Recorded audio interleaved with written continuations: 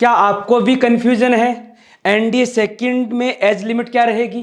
तो इस कन्फ्यूजन को आज हम दूर करते हैं। मैं पवन कुमार प्रिंस एनडीए एकेडमी से।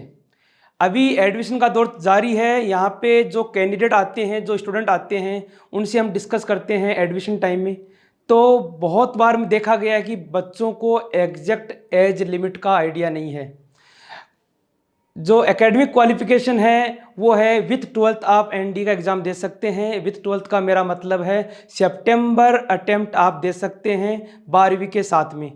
और एज लिमिट को लेके बच्चे बहुत कन्फ्यूजन में रहते हैं, क्योंकि बहुत सारे बच्चों के दिमाग में ये रहता है कि एज क्राइटेरिया 15.5 से 18.5 रहेगा या फिर 16.5 से 19.5 रहेगा।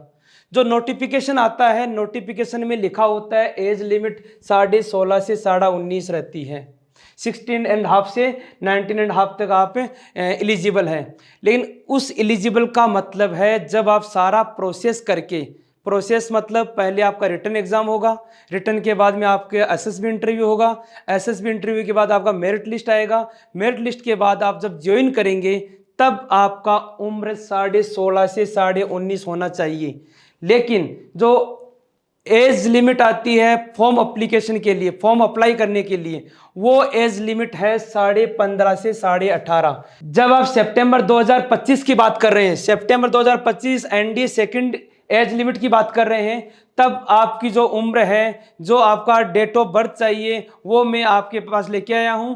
आप एक बार लिस्ट में देखिएगा, यहां कोई कंफ्यूजन नहीं रहेगा आपको, क्योंकि इस बार जो यहाँ पे रेंज लेके आए हैं इसमें डेट ऑफ बर्थ देखिए।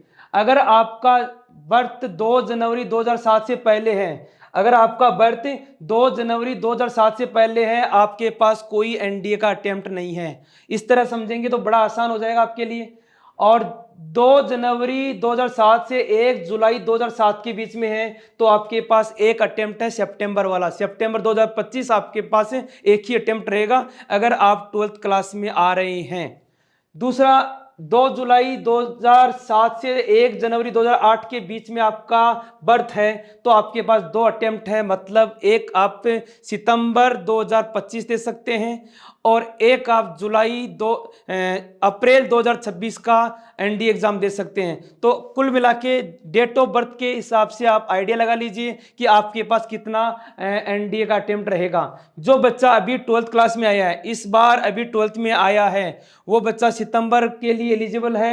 अगर उसका 2 जुलाई 2009 से 1 जनवरी 2010 के बीच में टोटल उसके पास 6 अटेम्प्ट है, मतलब एनडीए में 6 बार वो एग्जाम दे सकता है। साल में 2 बार एनडीए एग्जाम होता है। आप देखिए हर एज में 6 महीने का गैप है।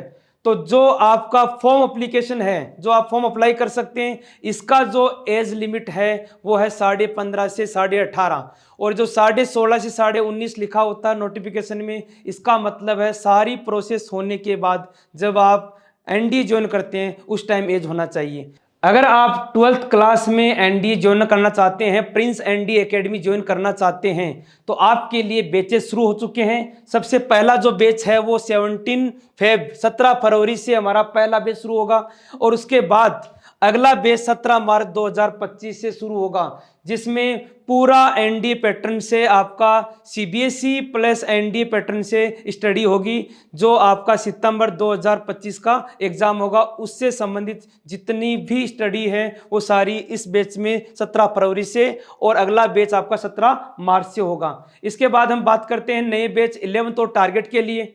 जो स्टूडेंट क्लास 11th और क्लास टारगेट में आना चाहते हैं, प्रिंस एनडीए एकेडमी प्रिंस सैनिक स्कूल से जुड़ना चाहते हैं, उनके नए बैचेज 26 मार्च से 26 मार्च 2025 से नए बैच क्लास 11th और टारगेट के लिए शुरू कर रहे हैं। तो आप जुड़ जाइए प्रिंस एनडीए एकेडमी प्रिंस सैनिक स्कूल से। नए बैचेज जो कि डेट मैंने आपको बताई है, 12th क्लास जो है वो 17 फेब और 17 मार्च से शुरू होगा, और 11th और टारगेट के जो बैच है वो 26 मार्च 2025 से शुरू होंगे। तो सभी का स्वागत है। प्रिंस सैनिक स्कूल प्रिंस एनडीए से जुड़ने का बहुत ही सुनहरा अवसर है, और देश सेवा के लिए आप अगर वर्दी पहनना चाहते हैं, आप ऑफिसर बनना चाहते हैं, तो जुड़ जाइए। सभी का स्वागत है। जय हिंद, जय भारत।